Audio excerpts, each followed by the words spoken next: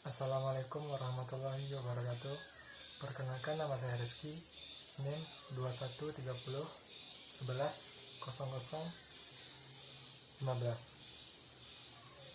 Saya berasal dari jurusan Tadris Kimia, Fakultas Tarbiyah Ilmu Keguruan, IAIN Mutiara.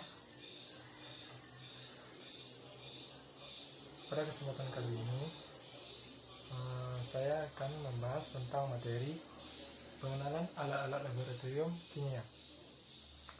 Apa tujuan kita membahas materi ini?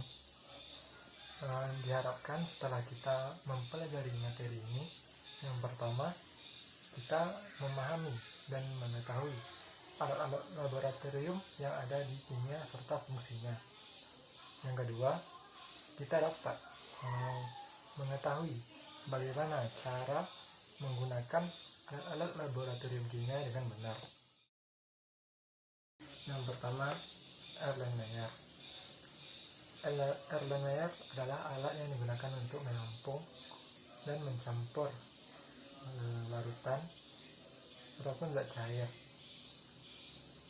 Erlenmeyer biasanya digunakan pada proses titrasi.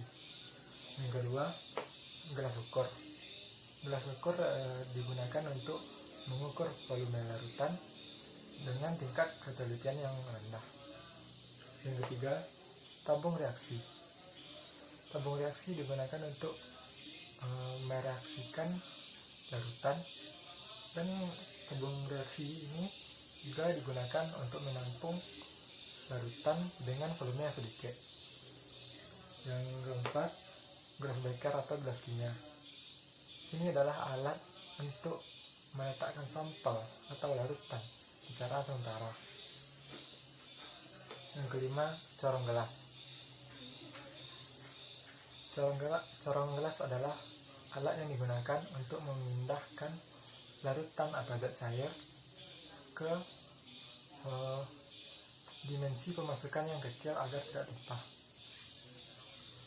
Yang keenam, karet penghisap. Karet penghisap atau bisa juga disebut dengan propipet digunakan untuk mengambil atau memindahkan larutan atau zat cair kimia yang berbahaya.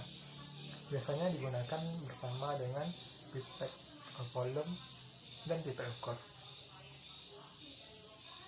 Yang ketujuh, pengaduk kaca. Pengaduk kaca digunakan untuk membantu menghomogenkan larutan. Yang ketujuh, yang kedelapan, pipet ukur. Pipet ukur kita gunakan untuk mengambil larutan dan mengukur volume larutan dengan tingkat ketelitian yang tinggi. Yang kesembilan, pipet gondok. Pipet gondok juga berfungsi untuk mengambil dan mengukur volume larutan dengan tingkat ketelitian yang lebih tinggi daripada pipet ukur.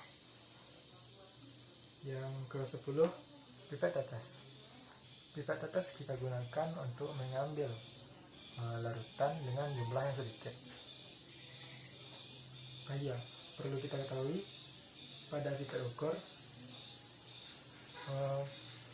terdapat berbagai skala pengukuran. Kalau pada pipet gondok hanya terdapat satu skala ukuran, dan kalau pipet tetes tidak terdapat skala ukuran. Yang ke-11, labu ukur. Labu ukur digunakan untuk mengecerkan larutan pada tingkat volume tertentu. Yang ke-12, batang pengaduk ujung spiral. Ini fungsinya sama seperti pengaduk kaca tadi, yaitu untuk menghomogenkan larutan. Yang ke-13, spatula stainless steel. Ini digunakan untuk mengambil bahan kimia yang berupa padat. Yang ke-14, cawan porselin. Cawan porselin juga kita gunakan untuk mereaksikan zat atau bahan kimia yang memiliki suhu yang tinggi. Yang ke-15, Lampu splitter ini berfungsi sebagai alat pembakaran. Yang ke-16, botol semprot. Botol semprot digunakan untuk menyimpan larutan aqua atau larutan cairan. Yang ke-17, neraca analitik.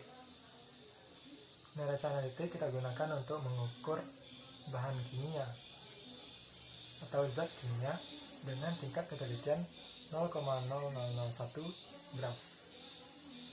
Yang ke-18, mortar pastel. Alat ini berfungsi untuk menghaluskan bahan kimia. Yang ke-19, pelan buret.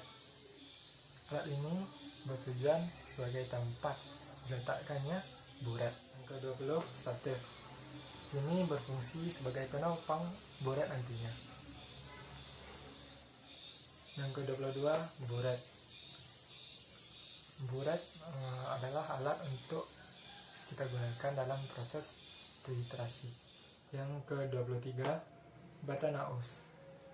Alat ini digunakan untuk melakukan inokulasi. Yang ke-24 adalah pengaduk L. Pengaduk L adalah alat yang kita gunakan untuk meratakan sampel yang dimasukkan ke dalam media yang ada di cawan Petri dish dengan cara diputar. Kemudian nomor 25, tak tabung reaksi. Alat ini adalah alat yang digunakan untuk menyimpan tabung reaksi. Yang ke-26, corong pisah.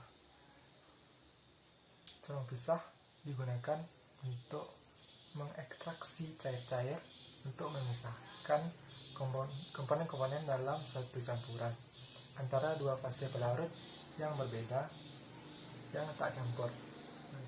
Yang ke-27, kaca arloji. Kaca arloji adalah alat untuk penimbangan zat padat yang bersifat kristal ataupun serbuk yang mudah menguap. Yang ke-28, plat tetes.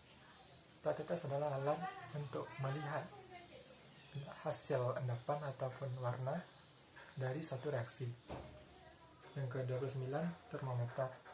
Termometer digunakan untuk mengukur suhu suatu larutan atau bahan kimia lainnya. 30, lemari asam. Lemari asam adalah tempat yang bertujuan untuk agar kita terhindar dari terhirup gas atau udara atau uap yang beracun. 31, lemari es.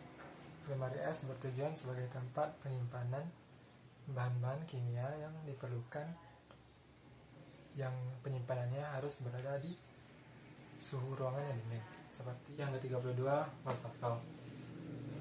Wastafel digunakan untuk mencuci alat-alat kimia yang sudah selesai kita gunakan saat praktikum, dan sebagai tempat membuang hasil atau sisa larutan atau praktikum yang tidak berbahaya.